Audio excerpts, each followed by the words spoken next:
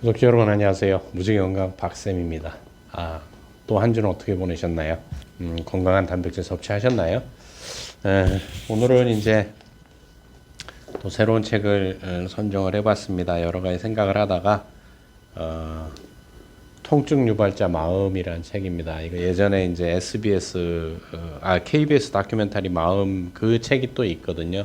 그거 이제 하고 존 산호 박사라고 되게 유명하신 박사님이세요. 뉴욕대학교 의과대학 재활의학과 교수이자 러스크 재활의학연구소 수석 의사로 일하고 있다. 심신의학의 개척자로 긴장근육염 증후군 TMS 증후군이라는 새로운 개념을 확립하여 수술이나 약물, 물리치료의 필요성을 일체 부인하고 30년 이상 심리교육만으로 또는 정신요법을 가미해서 수천 명의 심각한 통증 환자를 성공적으로 치료했다라고 얘기를 합니다. 그래서 뭐 TMS 통증치료 혁명과 통증혁명 이렇게 베스트셀러들을 나왔고요.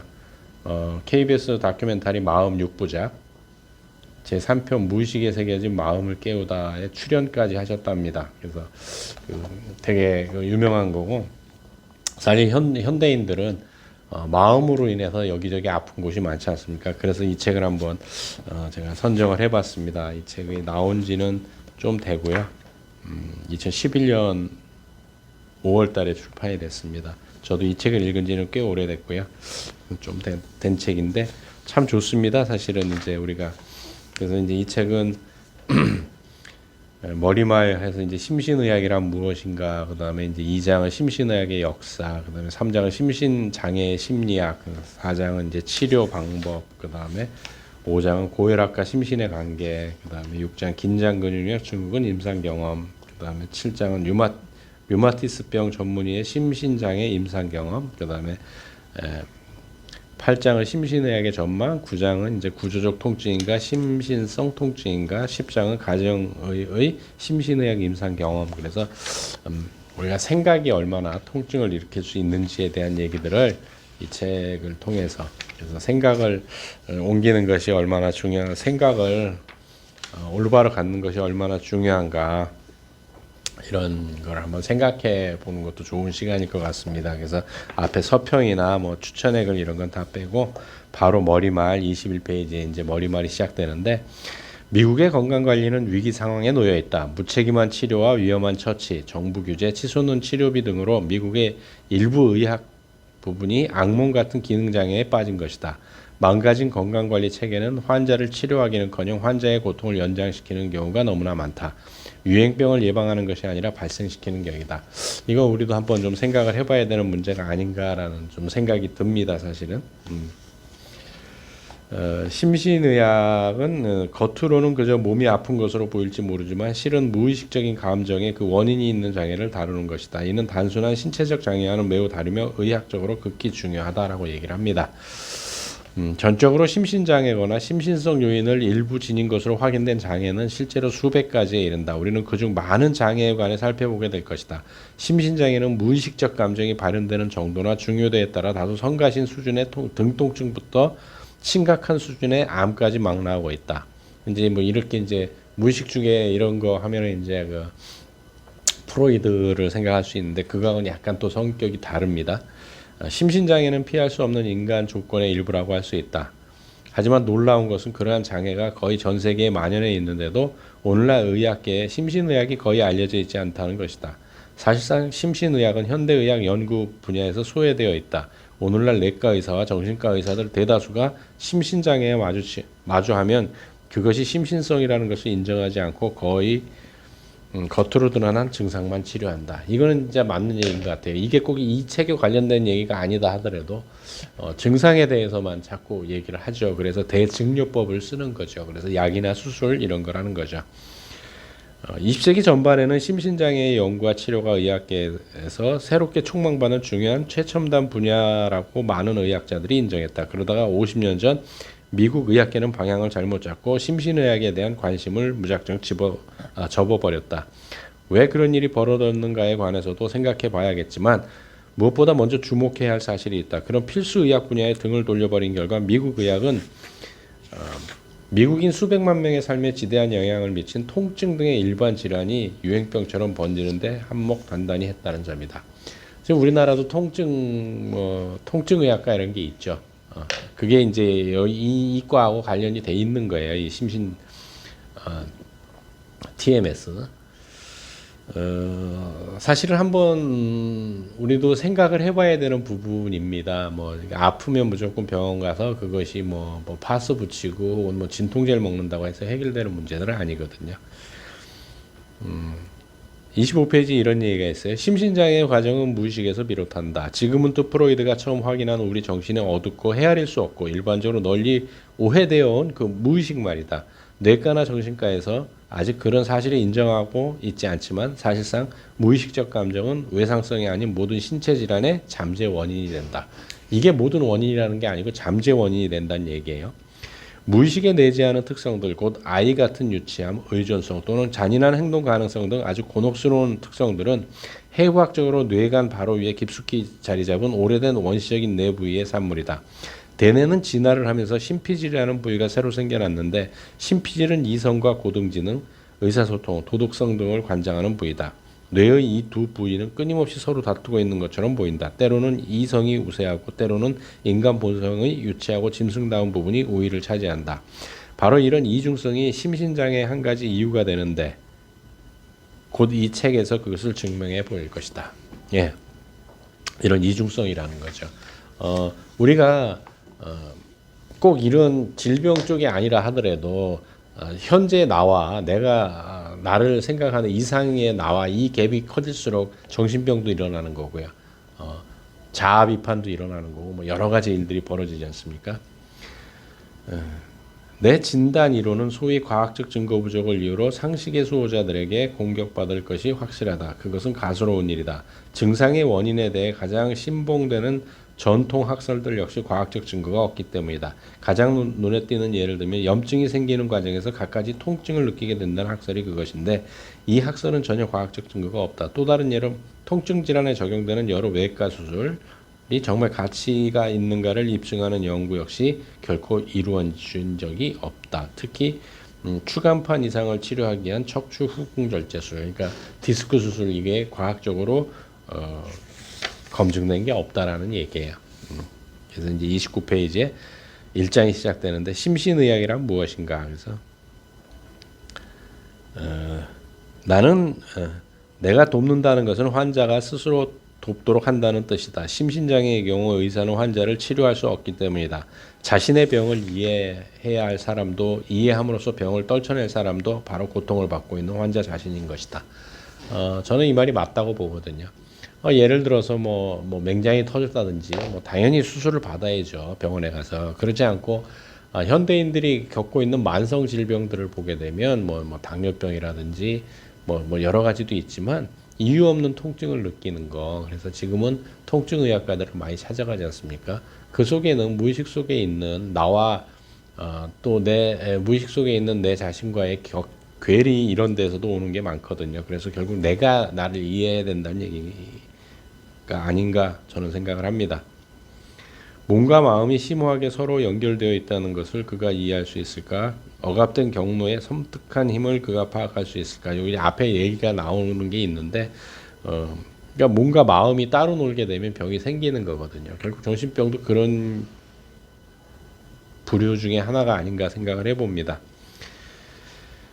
마음이 몸에 막강한 영향력을 행사한다는 개념을 받아들이는 것과 그 지식을 내면화하고 지극히 개인적인 차원에서 이해하는 것은 전혀 별개의 문제다. 문제의 핵심을 환자가 충분히 이해했다고 해도 그 다음 단계에서 다시 걸려 넘어질 수 있다. 자신의 무의식 속에 억압된 경로가 실제로 존재한다는 것을 받아들이지 못하는 것이다. 또 그들이 의식하지도 못하는 것에 대해 마음이 의사결정을 내린다는 사실에 대해서도 마냥 곤혹스러워한다. 심신장애는 시민성 장애라는 더 큰 집단에 속한다. 시민성 장애란 그럼 뭐냐? 심리적인 이유로 뇌에 의해 유도되거나 조절되는 신체 장애라고 정의할 수 있다. 그러니까 생각인 거죠. 이거는 미국의 어느 대학이었는데 하여간 심리학과에서도 증명을 해냈죠. 교수들과 학생과 뭐 조교들과 다 합실해서 한 학생한테 얘기를 한 거죠. 그래서 그 학생이 이제 강의실에 앉아 있는데 10명이 차례로 들어갑니다. 차례로 들어가면서 한 명이 이제 예를 들어 존이라고 합시다. 존 어디 아프니? 아니, 근데 좀 혈색이 안 좋아 보여. 그리고 들어가요. 두 번째는 존 너 어디 아파? 너 좀 식은땀 들어오는 것 같고 뭐. 일곱 번째 바로 쓰러져 가지고요. 앰뷸런스 타고 갑니다. 그럼 실제 어디가 아팠던 게 아니었거든요. 그거에 대해서 어떻게 생각을 해야 될까요? 주목을 받을 때 얼굴을 붉히거나 속이 울렁거리거나 진땀을 흘리는 것이 그것이다. 하지만 그런 증상은 해롭지 않고 일시적이어서 이례적인 자극이 주어진 동안에만 지속하다가 이내 사라진다. 또 다른 유형의 시민성 장애로 이례적인 자극과 직접 관련이 없는 불안과 염려 때문에 신체적 장애의 고통이 커진 경우를 꼽을 수 있다. 예컨대 심한 교통사고를 당한 지 얼마 안 된 사람은 부상과 무관하게 가족이나 일자리 등에 대한 걱정 때문에 통증이 심해질 수 있다. 주류 의학계는 거의 모든 시민성 증상을 무시하는 경향이 있지만 그래도 환자가 걱정에 사로잡힐 경우 증상이 악화될 수 있다는 사실만은 일반적으로 인정하고 있다. 그렇잖아요. 걱정이 있다 보니까 지금 이런 예를 들었듯이 뭐 직장의 문제라든지 이런 문제로 오히려 더 통증이 아파 올 수도 있는 거죠. 시민성 장애인 심신장애는 뇌가 실제로 신체 변화를 일으키는 것이다. 그런 예 가운데 하나가 긴장근육염 증후군이다. TMS라는 얘기죠. 긴장근육염 증후군 상태에서 뇌는 신체의 특정 부위로 향하는 혈류를 줄이라고 지시한다. 그래서 가벼운 산소결핍이 초래되는데 그것이 어느 세포 조직인가에 따라 통증을 비롯한 각종 증상을 일으킨다. 히스테리 장애와 심신장애의 가장 흥미로운 면은 유행병처럼 마치 자연계에서 세균이 번지는 것과 흡사하게 사람들에게 확산되는 경향이 있다는 것이다. 유행병이 아닌데도 말이다. 이상하게 들릴지 모르지만 무의식적으로 심신장애의 증상을 필요로 하는 사람은 등통증이나 건초열, 습진과 같이 널리해진 장애를 일으키는 경향이 있다. 그건 물론 자기가 의식적으로 결정하는 것이 아니다. 등통증. 괜히 많이 느끼지 않습니까? 등통증. 건초열이라고 하는 것은 알레르기 비염인데, 그러니까 비염이죠. 비염. 습진 이런 것들이 뇌가 그냥 알아서 그냥 일으킨다는 겁니다. 무의식 중에. 심신장애 가운데 가장 중요한 유행병은 통증과 관련된 것이다. 통증. 그래서 어쩌면 서울 시내에도 그렇게 통증의학과가 늘어난지 모르겠습니다. 심신장애는 어떻게 생겨나는 것일까? 증상 유형과 해당 신체 부위가 어디인가는 중요하지 않다. 무의식 속에서 무슨 일이 일어나고 있는가를 알지 못하게끔 주의를 딴 데로 돌린다는 목적만 달성하면 된다.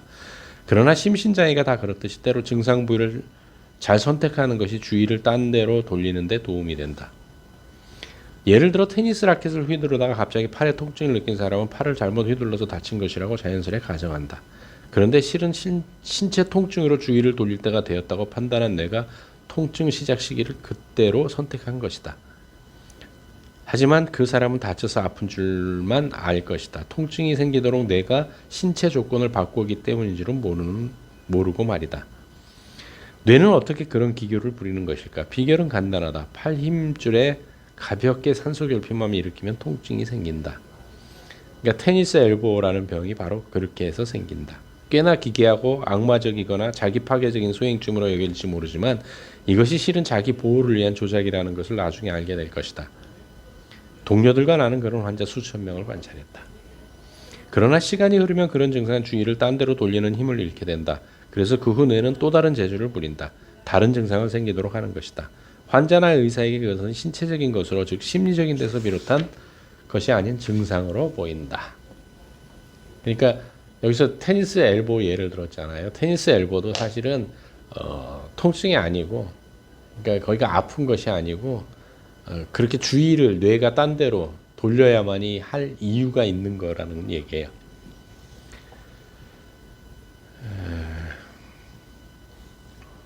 뇌는 어떻게 신체 증상을 일으키는 것일까? 많은 방법이 있다. 그러나 단연코 가장 많은 심신 증상을 일으키는 것은 자율펩티드계 활동을 통해서다.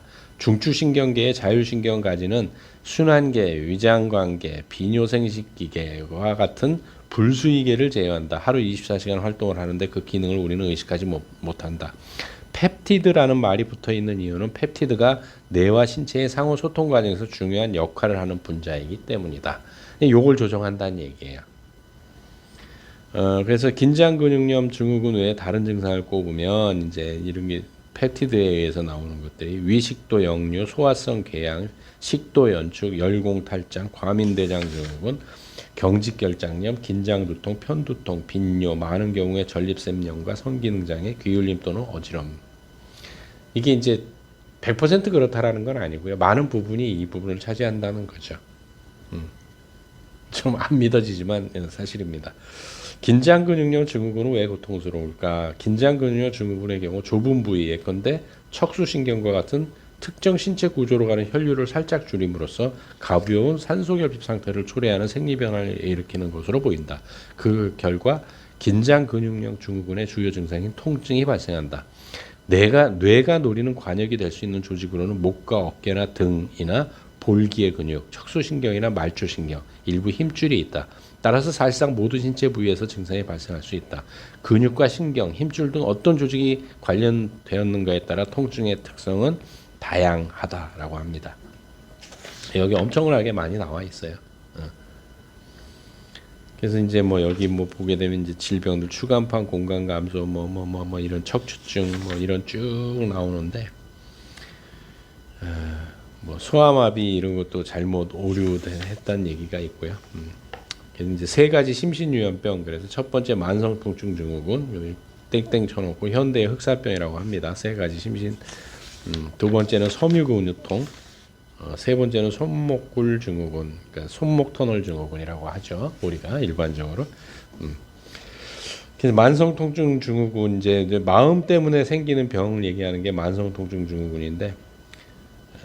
이제 현대 흑사병이라고 이 저자는 부릅니다. 그래서 이제 흑사병은 균에 감염된 쥐에 붙어 산 벼룩이 옮긴 것이다. 당시 국가에서는 흑사병의 확산을 막을 수단을 가지고 있었지만 당시에는 세균학과 역학이라는 것을 몰랐기 때문에 그 수단을 사용해야 할 필요성을 이해하지 못했다. 다시 말하면 무지 때문에 흑사병이 널리 퍼지게 된 것이다. 오늘 만성 통증이라는 유행병이 존재하는 이유 역시 그와 비슷한 무지 때문이다.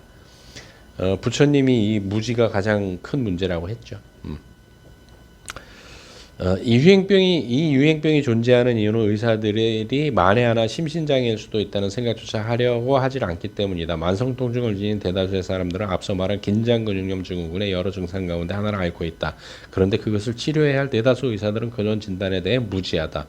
소수의 의사는 알고 있지만 그걸 인정하려고 하질 않는다. 그러면서 오직 사례로 열거한 많은 장애 가운데 하나를 통증 원인으로 본다라는 거죠. 그러니까 통증, 곧 긴장근육염 증후군의 참된 원인은 1차 이득에 있다. 즉 경로 따위의 무의식적인 감정 또는 감정적 고통을 뇌가 인식하지 못하도록 하기 위한 것이다. 이게 뭔 얘기냐면, 그러니까 아까 그 테니스 엘보 같은 경우도 뭐 게임에 져서 분노를 하고 싶은데 그렇게 할 수 없으면 통증을 일으켜 버린다는 얘기예요. 쉽게 표현하자면.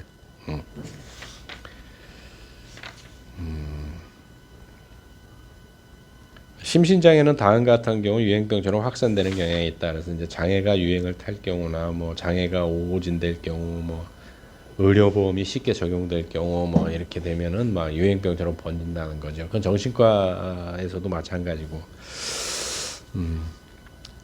섬유근육통, 류마티스 학계는 이제 몸통과 팔다리 여러 부위에서 일어나는 통증을 섬유근육통이라고 하는데, 이거에 대해서 아직 설명에 성공한 논문이 하나도 없답니다. 미국에서도. 그러니까 이것도 심신성이라고 보는 거고요. 손목 터널 증후군 같은 경우도 1980년대 유행하게 되었는데, 환자들은 손목의 정중신경 기능장애 결과인 여러 증상이 손에 나타나는 것을 경험한다. 의학문헌에서 이 유행병의 원인에 문제를 제기하는 글을 내가 단 한 줄도 발견할 수 없었다는 것은 아주 주목할 만한 일이다. 그런데 다음과 같은 질문은 아무도 타당한 대답을 못한다. 20세기 초부터 수많은 남녀가 타자기를 썼는데도 손목 터널 증후군이 생기지 않은 이유는 무엇인가? 이 유행병이 만연한 것에 대해 의학계는 다같이 두 가지 점에서 책임이 있다. 첫째, 올바른 진단을 하지 못하고 구조상의 원인을 비롯한 기타 그럴듯한 원인 때문이라고 오진했다는 것과, 둘째, 그 결과 증상이 심해지고 장기화됐다는 점이다. 이것 때문에 이제 그렇다라는 거예요. 그러니까 이거를 믿으실 분도 있고 못 믿으실 분도 있겠지만 어쨌든 KBS 다큐멘터리에서 나왔다라는 것은 과학적인 어느 정도 근거가 있기 때문에 했다는 얘기인 거고요. 우리가 생각 못하는 통증들이 어쩌면 내 마음속의 분노나 이런 것들을 뇌가 고통을 느끼지 않게 몸의 증상으로 나타내는 것일 수도 있다라는 얘기예요. 이게 뭐 100% 맞다는 얘기도 아니고 뭐 완전히 틀렸다라는 얘기도 아닙니다. 그러니까 혹시라도 이제 이 동영상을 보시고 제 구독자분들께서 뭐 본인이 그러시든지 주변에 그런 분들이 있다라면 병원 갔는데 아무 이상이 없고 뭐 그렇다고 한다면 그런 상황들을 찬찬히 한번 돌아보시면 그럴 수도 있겠다라는 거를 또 해서 해소돼서 통증이 사라질 수도 있지 않을까 생각을 해봅니다. 어쨌든 마음을 편히 가지시는 게 가장 중요한 거고요. 또 좋은 단백질도 많이 골라서 우리는 최소한 120까지는 살아야 하기 때문에 저는 그렇다고 생각합니다. 그래서 몸도 건강해야 되지만 정신도 건강해야 된다는 게 저의 철학입니다. 다음 주에 이어서 찾아뵙도록 하겠습니다. 수고하셨습니다.